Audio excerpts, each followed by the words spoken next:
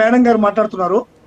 మీ జనసేన పార్టీలోనే ఒక ఎమ్మెల్యేతో కూడినటువంటి ఒక నాగేంద్ర అనేటువంటి వ్యక్తి కోడూరు నియోజకవర్గంలో సాక్షాత్తు పోలీసుల చేతిలో నుంచి మీరు కన్సిడర్ చేయండి, పోలీసుల చేతిలో నుంచి సార్ ఇప్పుడు సార్ ఎలాంటివన్నీ మాట్లాడితే ఇక్కడ ఒకటి సార్ ఒకటి మధుసూదన్ రెడ్డి గారు అవన్నీ తప్పే, వాటిని తప్పే, దాన్ని తీసుకొచ్చి మీరు ఈ డైలాగులకి మీరు కలపడం అనేది కరెక్ట్ కాదు. ఎందుకంటే గతంలో మీ పార్టీకి సంబంధించినటువంటి వాళ్ళు రాడ్లు తీసుకొని ఎట్టగొట్టారు కూడా చూసాం. కానీ ఒక నిమిషం, అది కాదు, అది వేరే విషయం.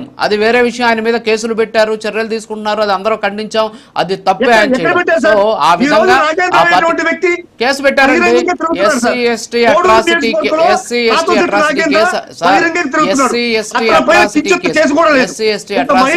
ఆయన మీద నమోదైంది. మధుసూదన్ రెడ్డి గారు ఆ ఎఫ్ఐఆర్ కాపీ పంపిస్తారు. చెప్పినట్టు చట్టం తన పని తాను చేసుకోబోతుంది. వినండి సార్ ప్లీజ్. దాన్ని తీసుకొచ్చి దీనికి ముడిపెట్టడం కరెక్ట్ కాదు. కానీ మాట్లాడమండి కృష్ణ గారు.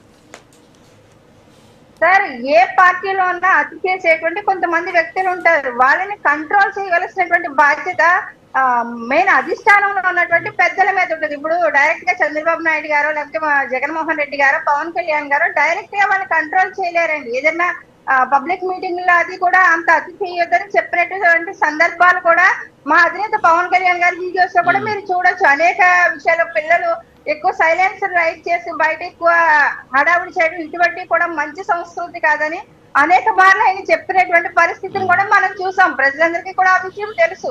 కానీ వీళ్ళు కంట్రోల్ చేయడం కాదు, ఆ అధిష్టానంలో ఉన్నటువంటి వ్యక్తులు ఉంటారు సార్, వాళ్ళు కంట్రోల్ చేయాల్సినటువంటి అవసరం ఉంది.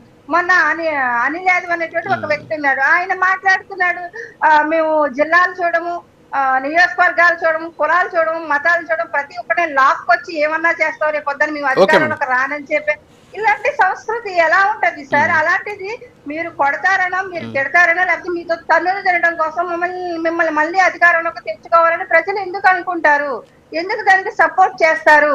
అలాంటి విష సంస్కృతి ఎక్కువ ప్రబలుతుంది కాబట్టే కదా వైఎస్ఆర్సీపీ పార్టీ అంత గ్రాఫ్ ఉన్నది.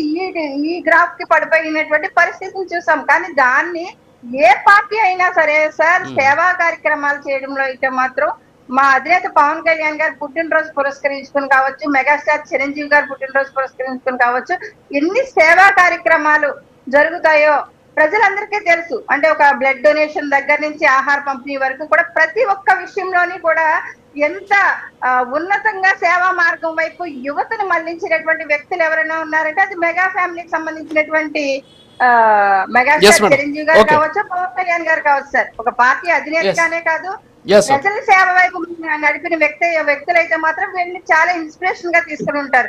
ఈ రోజు పార్టీలకు సంబంధించినటువంటి అనేక మంది ఇదే మార్గంలోకి రావడం కావచ్చు, ఇవన్నీ కూడా చాలా మంచిది, సమాజానికి మంచిది సార్. మంచి ఉంటే మంచి చూసుకుంటాము, చెడు ఉంటే చెడు చెప్తాము, అంతే తప్ప ఇక్కడ చెడుని ప్రోత్సహించాలని లేదు ఏ పార్టీ అయినా సరే. కానీ లేట్ అవుతుంది.